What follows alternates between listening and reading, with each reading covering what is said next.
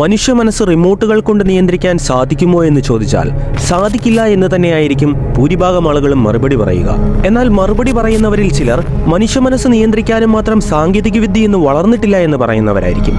എന്നാൽ മറ്റു ചിലർ സാങ്കേതികവിദ്യ എത്ര വളർന്നാലും ശരി അവനവന്റെ സ്വതന്ത്ര ഇച്ഛയെ മറികടന്നുകൊണ്ട് മനസ്സ് നിയന്ത്രിക്കാൻ ആർക്കും ഒരു കാലത്തും സാധിക്കില്ല എന്ന് പറയുന്നവരായിരിക്കും. എന്നാൽ സത്യം ഇതൊന്നുമല്ല. ചരിത്രത്തിലേക്ക് നാം ഒന്ന് തിരിഞ്ഞു നോക്കിയാൽ 1960കളിൽ തന്നെ ഡെൽഗാഡോ മൃഗങ്ങളെയും മനുഷ്യരെയും റിമോട്ടുകൾ കൊണ്ട് നിയന്ത്രിച്ചിരുന്നു എന്നാണ് നമുക്കറിയാൻ സാധിക്കുന്നത്.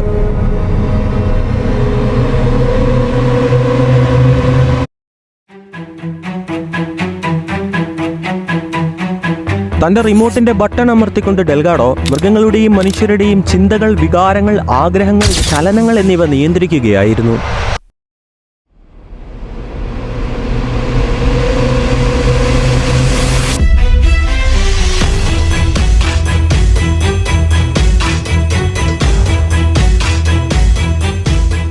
തന്റെ സ്റ്റിമോസീവറും റിമോട്ടുകളും ഉപയോഗിച്ച് ഡെൽഗാഡോയ്ക്ക് മനുഷ്യരിൽ തീവ്രമായ ലൈംഗിക ചിന്തകൾ, കാമം, ക്രോധം, വൈരാഗ്യബുദ്ധി, അക്രമവാസന, വിഷാദം, ഉത്കണ്ഠ തുടങ്ങിയ അവസ്ഥകൾ സൃഷ്ടിക്കാൻ സാധിച്ചിരുന്നു.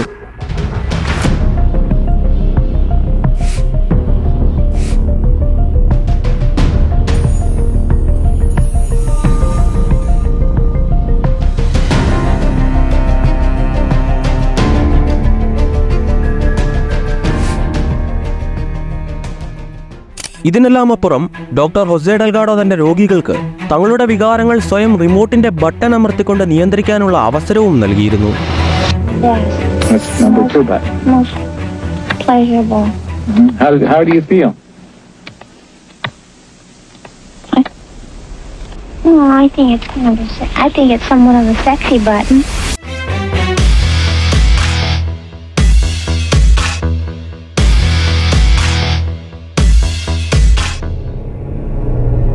അസാധ്യമെന്ന് ജനങ്ങൾ കരുതുന്നതും ലോകത്തിന് നിലവിലില്ല എന്ന് വിശ്വസിക്കുന്ന സാങ്കേതിക വിദ്യയുമായ മൈൻഡ് കൺട്രോൾ സാങ്കേതിക വിദ്യകളുടെ ആദ്യഘട്ടം 1960കളിൽ തന്നെ ആരംഭിച്ചിരുന്നു എന്നതാണ് യാഥാർത്ഥ്യം.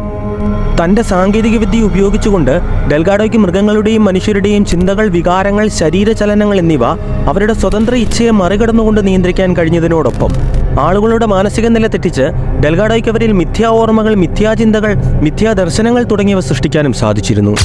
ഒരു യുവാവിന്റെ മാനസിക നില തെറ്റിക്കാനും അവനിൽ ജെൻഡർ കൺഫ്യൂഷൻ, അതായത് താൻ ആണോ പെണ്ണോ എന്ന സംശയം ഉളവാക്കാനും തന്റെ പരീക്ഷണങ്ങളിൽ ഡെൽഗാഡോയ്ക്ക് സാധിച്ചിരുന്നു. സംശയമുണ്ടായതിനെ തുടർന്ന് അവനൊരു പെണ്ണാകണമെന്ന് പറയുകയും കൂടാതെ തന്റെ മുന്നിലിരുന്ന പുരുഷനോട് ഇഷ്ടം തോന്നിയതിനെ തുടർന്ന് തന്നെ വിവാഹം കഴിക്കാൻ ആവശ്യപ്പെടുകയും ചെയ്തിരുന്നു. തന്റെ സാങ്കേതിക വിദ്യകൾ കൊണ്ട് ആരെയും എങ്ങനെ വേണേൽ നിയന്ത്രിക്കാനും മാറ്റിയെടുക്കാനും സാധിക്കുമെന്ന് ഡെൽഗാഡോയ്ക്ക് ബോധ്യപ്പെട്ടുകൊണ്ടായിരിക്കാം തന്റെ പരീക്ഷണങ്ങൾക്കൊടുവിൽ ഏത് തരത്തിലുള്ള മനുഷ്യരെയാണ് നമ്മൾ നിർമ്മിക്കാൻ ആഗ്രഹിക്കുന്നത് എന്ന് ഡെൽഗാഡോ ചോദിച്ചത്. ഒരു വ്യക്തിയുടെ മനസ്സ് നിയന്ത്രിച്ചുകൊണ്ട് അവന്റെ മനോനില തെറ്റിക്കാനും അവനിൽ ജെൻഡർ കൺഫ്യൂഷൻ തൊട്ട് സ്വവർഗ ആകർഷണം പോലെയുള്ള കാര്യങ്ങൾ സൃഷ്ടിക്കാനും കഴിഞ്ഞ ഡെൽഗാഡോയ്ക്ക് ആരെയും എങ്ങനെ വേണേൽ മാറ്റിയെടുക്കാൻ സാധിക്കുമെന്ന് വിശ്വസിക്കുന്നതിൽ തെറ്റില്ല.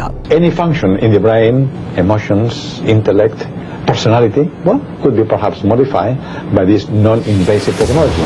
വികാരവും ബുദ്ധിയും വ്യക്തിത്വവും ഉൾപ്പെടെ തലച്ചോറിലെ ഏതൊരു പ്രവർത്തനത്തെയും മാറ്റിമറിക്കാൻ കഴിയുന്ന 1960കളിലെ ഈ സാങ്കേതിക വിദ്യ ഇന്ന് 2024 എവിടെയാണ് എത്തി നിൽക്കുന്നത്? We have the technology to hack human beings on a massive scale.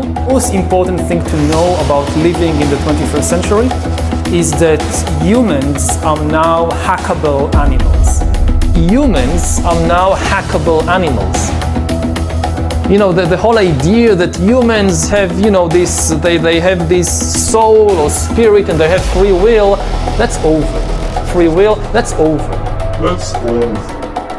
Harari പറഞ്ഞ പ്രകാരം സ്വതന്ത്ര ഇച്ഛ ഇല്ലാതാകാൻ പോവുകയാണോ? ഭാവിയിൽ നമ്മുടെ സ്വതന്ത്ര ഇച്ഛ നമുക്ക് നഷ്ടമായേക്കുമോ? 1960കളിൽ നടന്ന ഡെൽഗാഡോയുടെ ഈ പരീക്ഷണങ്ങൾ നാം ഓരോരുത്തരെയും എങ്ങനെയാണ് ബാധിക്കാൻ പോകുന്നത്? ഡെൽഗാഡോയുടെ പരീക്ഷണങ്ങളിൽ എന്തൊക്കെയാണ് സംഭവിച്ചത്?